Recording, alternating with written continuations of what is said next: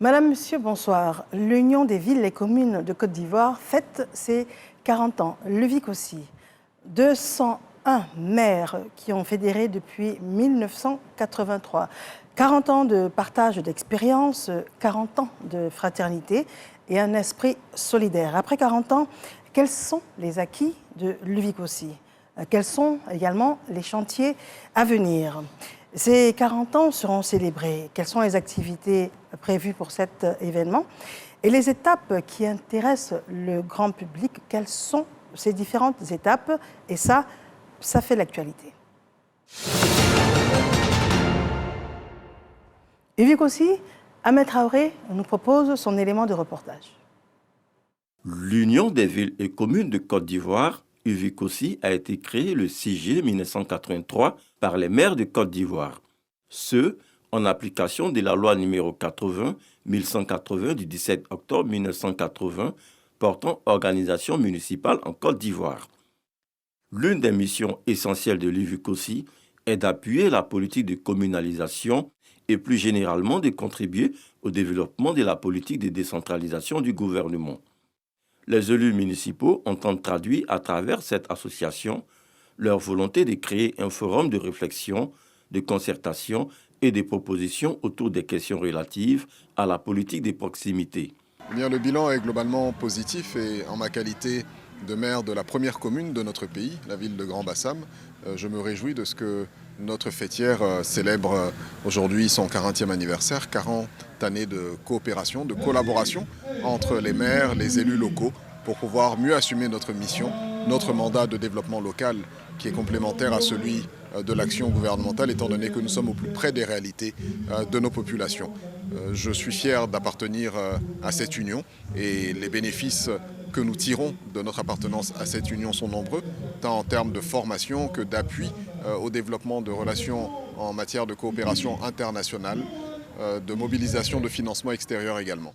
En vue de mener à bien ces missions, l'UVIC aussi fonctionne à partir de ses organes statutaires, des regroupements en son sein et du secrétariat permanent. En outre, elle bénéficie de ressources matérielles et financières internes et externes. Les organes statutaires de l'UVIC aussi, conformément à ces statuts, sont le Congrès, le Bureau exécutif, le Comité de contrôle de la gestion, les commissions techniques. Le Bureau exécutif de la fêtière des villes et communes a annoncé à la presse la quarantaine de l'UVIC aussi, prévue pour le 6 juillet 2023. C'est une célébration qui s'annonce avec un programme fait de conférences, panels, thématiques, séances plénières et galas. Nous sommes de retour en studio, nous recevons nos différents invités. Nous avons le plaisir de recevoir Madame la ministre Kwame Arlette. Madame, bonjour. Bonjour. Vous êtes également maire de Hara. Oui. Merci d'être là. Monsieur Kramo Kwasi, bonjour à vous. Madame. Vous êtes maire de Bokanda. Tout à fait. Merci d'avoir accepté notre invitation. Nous parlons donc de l'UVIC aussi des 40 ans et surtout faire un bilan et parler de perspectives. Alors déjà, nous avons un élément de reportage qu'on vous a présenté. Quelles sont vos premières réactions, madame? Bien, je vous remercie pour l'opportunité que vous nous donnez de pouvoir présenter notre fêtière. Et je crois qu'après l'élément, tout ce que nous pouvons retenir, c'est qu'après 40 ans d'existence, il était temps que nous marquons un point, faisons un point des acquis, et surtout de nous projeter dans l'avenir en termes de fêtière, en termes d'association. D'accord. Voilà. Très bien. Monsieur Kramo Kwasi, quelles sont vos réactions? Mais je suis très heureux de constater que mon collègue maire de Grand-Bassam, qui est intervenu tout à l'heure, a exposé les éléments de satisfaction que nous pouvons tirer de l'action de l'UVIC aussi, ce qui est réel. Grâce à l'UVIC aussi, une grande fraternité existe entre les maires de communes de Côte d'Ivoire. Nous pouvons obtenir l'appui de l'UVIC aussi en termes de formation, comme il a dit, au risque de me répéter. Ce sont des choses dont nous nous satisfaisons. D'accord. Alors, l'UVIC aussi, on en parle. D'abord, le maire. Quelles sont les missions du maire? Vous êtes tous des maires et l'on parle bien de 201 maires. au sein donc de cette association des différents maires. Alors, le maire, de manière sommaire, comment pouvez-vous nous résumer les missions du maire? Madame? Bien, je pense que le maire, comme on a l'habitude de dire, c'est d'abord le premier magistrat de la commune. Et en termes de mission, c'est un gestionnaire de pouvoirs locaux, c'est-à-dire le prolongement de l'action gouvernementale au niveau local et traite de tous les sujets que le gouvernement a à charge, c'est-à-dire apporter le développement dans tous les domaines au niveau de sa circonscription, de sa commune, de sa ville, et être au quotidien auprès des populations pour recenser les besoins afin de remonter également au niveau du gouvernement pour trouver solution. D'accord. Vous êtes un peu comme un porte-voix, monsieur Kossi? Oui, comme Madame la ministre vient de le dire, pas seulement un porte-voix, c'est un chef d'exécutif local. Il n'a pas qu'à porter la voix, comme elle l'a dit. Nous avons, un pouvoir à gérer. Nous avons un exécutif à disposition pour traiter des problèmes des populations. C'est pour ça qu'on a l'habitude de dire que le maire, c'est le mandat du réel. C'est le mandat du réel, c'est un acteur de développement au plan local. Voilà, donc il n'est plus qu'un porte-voix, il est le protecteur des populations locales. Alors, pourquoi avoir fédéré depuis 1983, Madame? Je pense que la réponse a été donnée par notre collègue tout à l'heure dans l'élément qui est passé. Nous avons fédéré d'abord pour des questions de réflexion, partage d'expérience, renforcement des capacités, comment trouver des financements, mobiliser des financements extérieurs, comment faire en sorte de pouvoir porter les plaidoyers auprès des autorités gouvernementales et au niveau même du président de la République pour porter à lui toutes les préoccupations qui concernent les populations au niveau local. Aussi mettre en œuvre toutes les politiques dans tous les domaines au niveau du gouvernement. Et c'est en cela qu'on parle de gouvernants locaux. Gouvernants locaux, c'est-à-dire c'est un petit gouverneur qui traite de toutes les questions, de tous les domaines, que ce soit l'éducation, que ce soit l'adduction en eau potable, que ce soit la santé. Ah oui, le maire, il construit des écoles, il construit des commissariats pour la sécurité, il appuie les FDS pour la défense de son territoire, il construit des centres de santé, et tout cela, c'est ce que le gouvernement a à charge. Donc nous prolongeons l'action gouvernementale, la politique, la mise en œuvre de la politique du gouvernement au niveau des populations à proximité pour que ces actions-là puissent impacter les populations là où elles se trouvent. D'accord.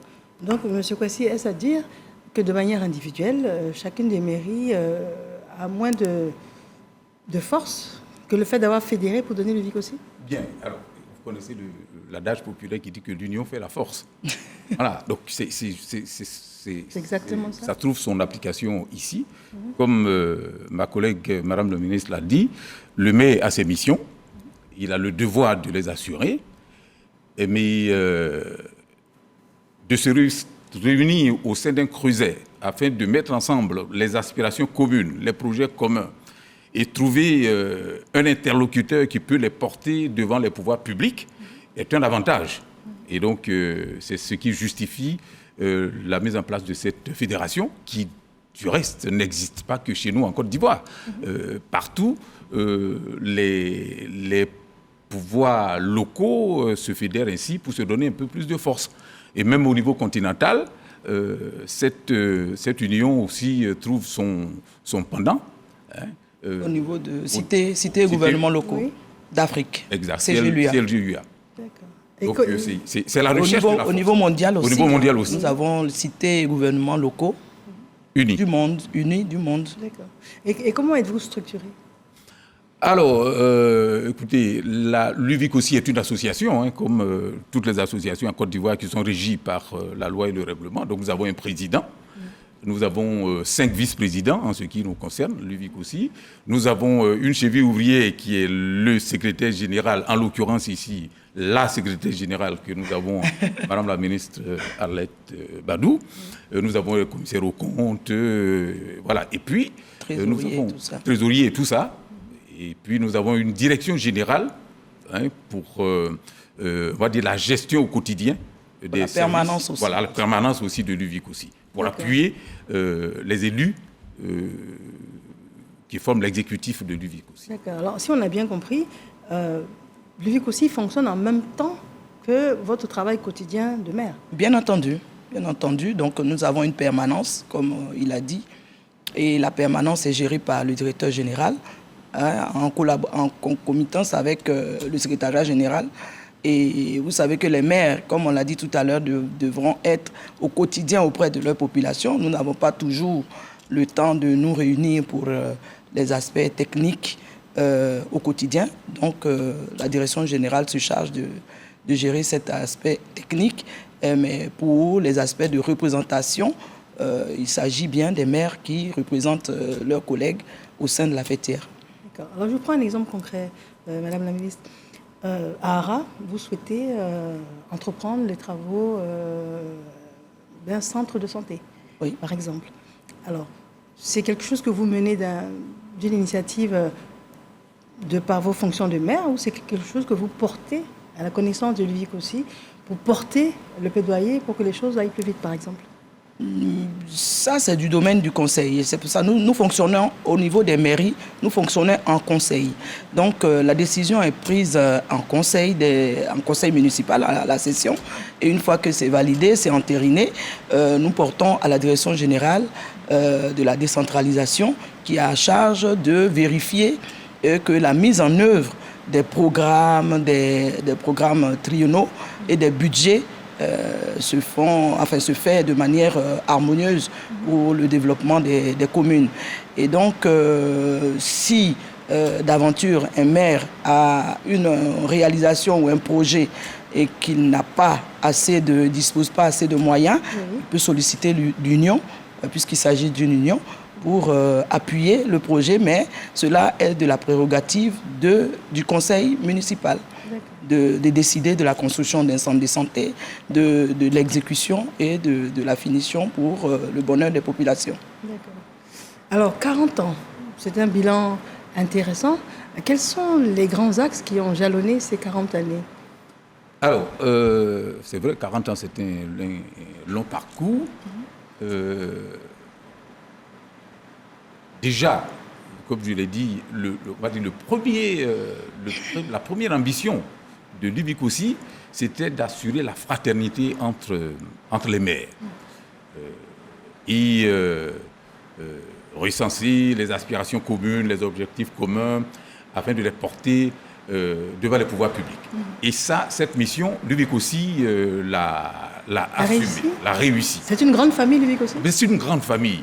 Alors, donc, en termes de bilan, on ne va pas égrener tous les éléments qui ont été obtenus, mais je peux dire que grâce à l'action de l'UVIC aussi, aujourd'hui, l'élu local, c'est vrai que nous y viendrons peut-être tout à l'heure en parlant du statut de l'élu local, mais aujourd'hui, il y a beaucoup de visibilité. Le maire a beaucoup de visibilité. Dans le passé, c'était une profession plutôt discrète et méconnue.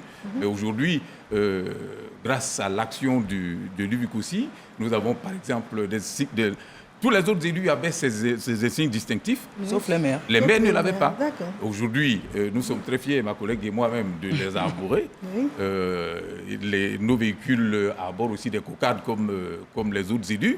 C'est pas bénin. Ça n'a pas été simple à obtenir et nous sommes très heureux que... Il y a aussi le fait que l'UVIC aussi a été déclarée association d'utilité publique. C'est déjà une reconnaissance. C'est une association privée à la base? Privée, oui, puisqu'il s'agit des maires qui se sont mis en union. Et aujourd'hui, le pouvoir a décidé de reconnaître cette association, cette fêtière d'utilité publique. C'est-à-dire que nous, on nous reconnaît les actions au quotidien auprès des populations. Et donc, l'État peut s'appuyer sur cette fêtière. Et d'ailleurs, nous faisons partie de plusieurs comités de consultation, de réflexion sur tout ce qui concerne la décentralisation. Et c'est un domaine lié à la population, au développement surtout des territoires. D'accord. Quand vous parlez de décentralisation, qu'est-ce que l'on doit comprendre? La décentralisation, c'est le fait que l'État central délègue un certain nombre de pouvoirs, un certain nombre de compétences à des élus, en l'occurrence les maires et les présidents de région. Aujourd'hui, nous avons aussi les districts qui partagent un peu de manière hybride ces compétences. Et donc, ces compétences-là sont des compétences de l'exécutif, mais l'État décide de les céder aux élus, qui sont des élus locaux, qui sont au quotidien auprès des populations pour qu'ils puissent les exécuter. Voilà, c'est pour ça que nous parlons de prolongement de l'action gouvernementale et de bras séculiers du gouvernement. D'accord. Alors, quand on parle de votre bilan, est-ce que vous avez pu peut-être faire bénéficier de certaines formations, les maires ou les différents administrés, par exemple? Bien entendu, au niveau des maires, nous avons, avec la collaboration d'un certain nombre de structures, nous avons fait des renforcements de capacités pour que les maires, vous savez, c'est une élection, hein. Tout le monde part, c'est la population qui juge. Et donc, le maire n'est pas toujours censé savoir un certain nombre de règles, un certain nombre de lois, un certain nombre de domaines, ne connaît pas un certain nombre de domaines. Oui. Donc nous avons, en collaboration avec un certain nombre de ministères, procédé à des renforcements de capacités, à des séminaires pour expliquer, pour donner, même avec la direction générale de la décentralisation et du développement local. Nous avons eu plusieurs réunions pour faire comprendre aux maires sa mission, quelles sont ses limites, qu'est-ce qu'il ne faut pas faire, parce qu'en même temps, nous sommes des élus, mais nous sommes aussi sous le coup de la Cour des comptes, donc il ne faut pas faire des erreurs qui vont vous porter préjudice. Voilà, donc tous ces domaines-là sont au quotidien enseignés aux maires, à l'ensemble des maires, à travers des séminaires, des ateliers et des comités aussi, des comités interministériels. Voilà. Alors, M. Kramokwassi, selon mes recherches, vous avez des chantiers en cours. Oui. Dites-nous. Oui, l'UVIC aussi a beaucoup de chantiers en cours. Le plus emblématique, c'est le statut de l'élu local, parce que les élus locaux ont besoin d'une meilleure reconnaissance eu égard de ce qu'ils sont, eu égard aux missions qu'ils assument auprès des populations, comme ma collègue l'a dit, des agents de développement qui sont engagés dans un sacerdoce qui n'est pas toujours facile. Et ce plaidoyer est porté par l'UVIC aussi.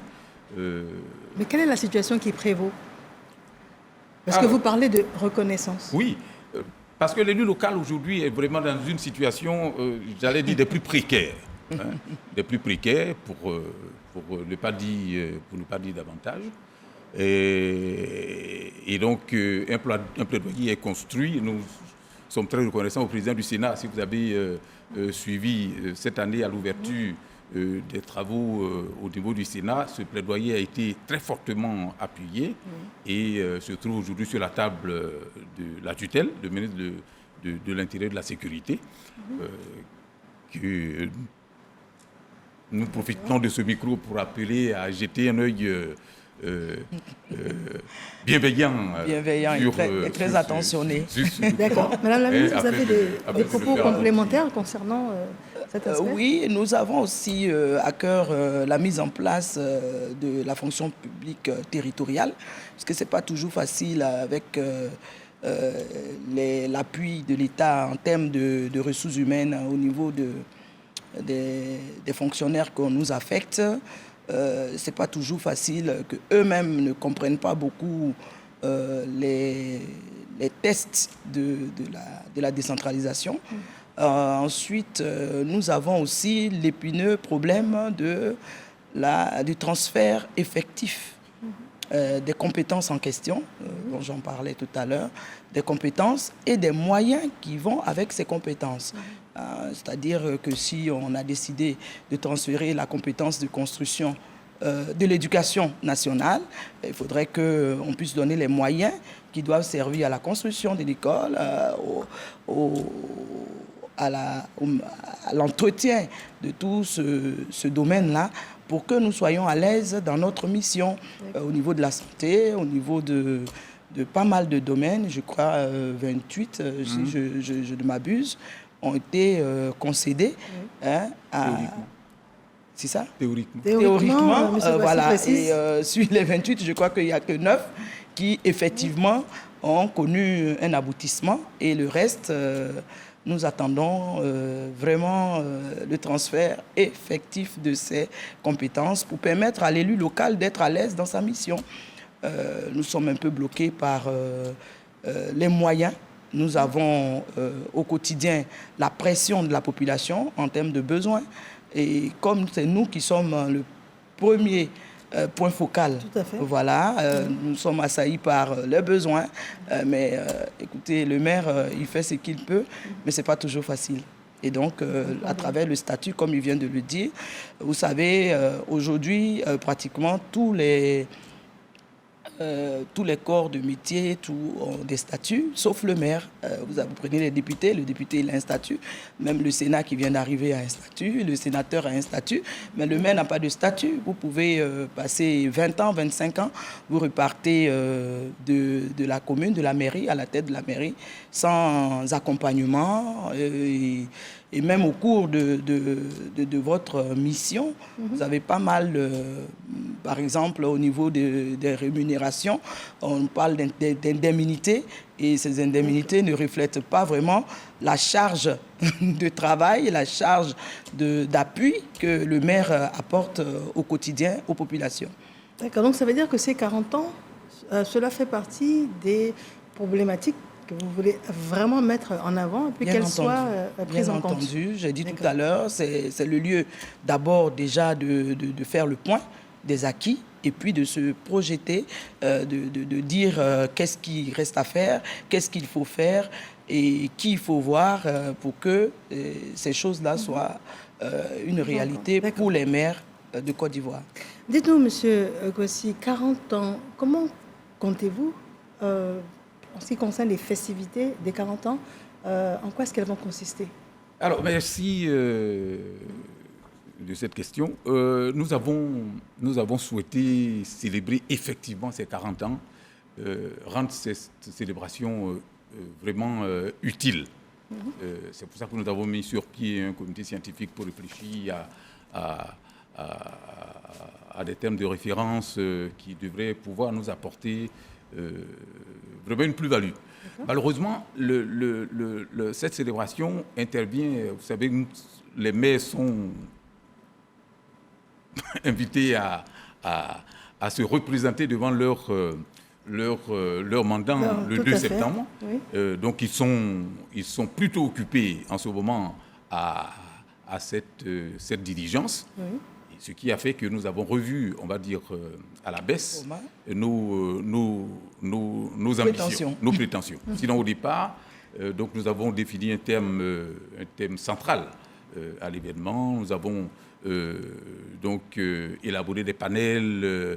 Une conférence inaugurale devait être prononcée. Nous avons invité des experts, aussi bien nationaux qu'internationaux, pour venir nous prononcer notre conférence et nous aider à établir un bilan, on va dire... Et donc là maintenant, qu'est-ce que vous comptez faire? Là, nous allons... La célébration initialement était prévue pour le 6. Là, le 6, il y a certaines contraintes qui nous obligent à reporter au 12. Donc le 12, il va y avoir la cérémonie officielle à l'hôtel du district ici à Abidjan. Au cours de cette cérémonie, nous avons élaboré un livre d'or qui va retracer les 40 ans de Louis Koufsi. Ce jour-là, ce livre d'or va être présenté sous forme d'un film et des exemplaires vont être mis aux autorités institutions. et aux institutions. Le grand public est convié? Oui, bon. Le grand public, c'est la population. Voilà, c'est la population. La population est conviée La population. pour voir ce que... Donc on rappelle les dates, s'il vous plaît, nous sommes au terme Le de 12, notre... le 12 juillet. Mais je veux préciser que le Rapidement, 6 juillet, il nous reste moins de 10 minutes. Le 6 juillet, dans toutes les mairies de Côte d'Ivoire, la journée devra être commémorée. D'accord. L'UVIC aussi a fait un beau pagne. Toutes les mairies l'ont acheté. Tous les agents seront drapés dans ce beau pagne ce jour-là. Donc le 6, dans toutes les mairies, Salut aux et couleurs. le 12, ça aura lieu où? Dans toutes les mairies, à la mairie, au siège de la mairie. Le dans 6. toutes les mairies de Côte Et le d'Ivoire. 12? Le 12, c'est à l'hôtel communal. Hôtel communal de Cocody. Je vous remercie infiniment d'être venu sur notre plateau. Déjà au terme de notre magazine, nous recevions Madame la ministre Kwame Arlette, maire de Hara. Merci à vous d'être venu. Et Monsieur Kramo Kwasi, maire de Bokanda. Je vous remercie infiniment. Merci de nous avoir suivis et bonsoir.